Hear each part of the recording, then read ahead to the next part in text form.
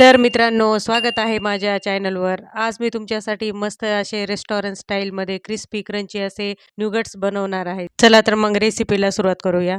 सगळ्यात अगोदर मी इथे पोहे घेतलेले आहे आणि ते पोहे छानपैकी मी आता भिजून घेणार आहे. 1 ते 2 पाण्याने भिजून घ्यायचे. इथे मी पोहे आपण जे रेग्युलर बनवतो तेच इथे घेतलेले आहेत मी. त्यानंतर मी इथे एक मिक्सर जार घेतलेला आहे. त्यामध्ये मी आता जी मक्काची पापडी असते आपण चिवड्यामध्ये वापरतो ती घेतलेली आहे आणि ती आता मी मिक्सरच्या जारमध्ये टाकून छानपैकी बारीक करून घेणार आहे. तुम्ही बघू शकता इथे मी व्हिडिओमध्ये दाखवल्याप्रमाणे जास्त बारीक पण नाही करायचं आणि जास्त जाड पण नाही ठेवायचं. मध्यम कन्सिस्टन्सीमध्ये ठेवायचं. तुम्ही बघू शकता. थोडंसं जाडसरच ठेवायचं.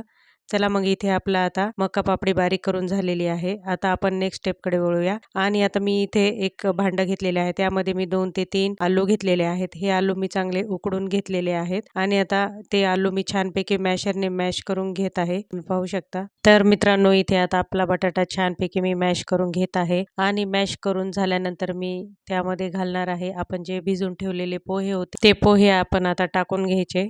त्यानंतर मी इथे आता कोथिंबीर घातलेली आहे आणि त्याचबरोबर अजून मी काही जिन्नस घालणार आहे. त्यामध्ये मी इथे हिरवी मिरची बारीक कट करून घातलेली आहे. त्यानंतर मी यामध्ये घालणार आहे चिली फ्लेक्स. त्यानंतर मी इथे घालणार आहे ओरिगॅनो आणि आपल्या न्यूगट्सची चव वाढवण्यासाठी मी यामध्ये घालणार आहे कस्तुरी मेथी. त्यानंतर मी चवीनुसार मीठ घालणार आहे. तसेच मी थोडीसे लाल तिखट पण घातलेलं आहे आणि यामध्ये मी अगोदर हिरवी मिरची आणि चिली फ्लेक्स घातल्यामुळे लाल तिखट जपूनच घालायचं. त्यानंतर मी इथे घालणार आहे काळी मिरी घेतलेली आहे. ती पण छान बारीक वाटून घेतली आणि ती पण घातलेली आहे आणि हे सर्व जिन्नस छानपैकी मिक्स करायचे आणि त्याचबरोबर मी इथे एक मोठा 2 चमचे मी कॉर्नफ्लॉवर घातलेला आहे. कॉर्नफ्लॉवर घातल्यानंतर 1 चिमूटभर मी हळद घातलेली आहे. हे सर्व जिन्नस छानपैकी मिक्स करून घ्यायचे. तुम्ही बघू शकता. छानपैकी मिक्स करायचं आणि मिक्स करता वेळेस यामध्ये पाणी घालायचं नाही. चला तर इथे आपला आता मिक्स करून झालेला आहे. तुम्ही बघू शकता.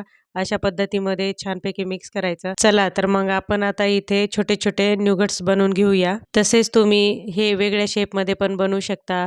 जसे की आपण टिक्की बनवतो त्या शेपमध्ये तुम्ही राऊंड शेपमध्ये सुद्धा बनवू शकता. आणि मित्रांनो तुम्ही माझ्या चॅनलवर नवीन असाल तर माझ्या चॅनलला नक्की सबस्क्राईब करा.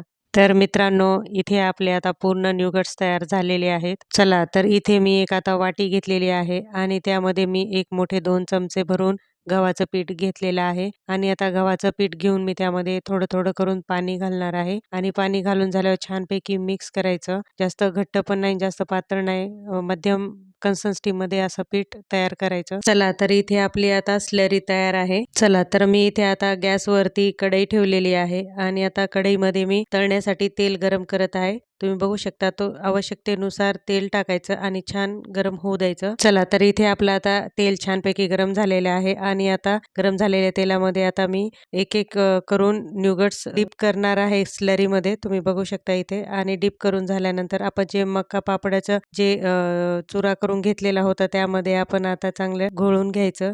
चला तर इथे आपली आता कोटिंग झालेली आहे करून आणि आपण आता गरम झालेल्या तेलामध्ये सोडून छानपैकी गोल्डन क्रिस्पी होईपर्यंत तळून घ्यायचं. तर मित्रांनो इथे आपले आता पूर्ण न्यूगट्स तळून होत आहे आणि त्याचबरोबर ही रेसिपी खाण्याची मज्जाच वेगळी. जर बाहेर पाऊस पडत असेल आणि ही रेसिपी जर सोबत असेल तर काय मज्जाच वेगळी आहे. तुम्ही पण नक्की ही रेसिपी बनवा, ट्राय करा आणि मला कमेंटमध्ये सांगा. चला तर मित्रांनो इथे आपले आता न्यूगट्स सगळे तळून झालेले आहेत. तर फायनली मित्रांनो इथे आपले आता न्यूगट्स तयार आहेत. तुम्ही बघू शकता किती सुंदर कलर आलेला आहे आणि खायला पण तेवढेच टेस्टी आहेत आणि मी तुम्हाला इथे तोडून पण दाखवलेले आहे. किती छान झालेले आहेत आणि तसेच तुम्ही हे चटणी किंवा सॉस सोबत खाऊ शकता. तर मित्रांनो तुम्हाला माझी ही रेसिपी आवडली असेल तर माझ्या रेसिपीला नक्की लाईक, शेअर, कमेंट करा आणि भेटूया अशा नवीन व्हिडिओ सोबत. तोपर्यंत धन्यवाद.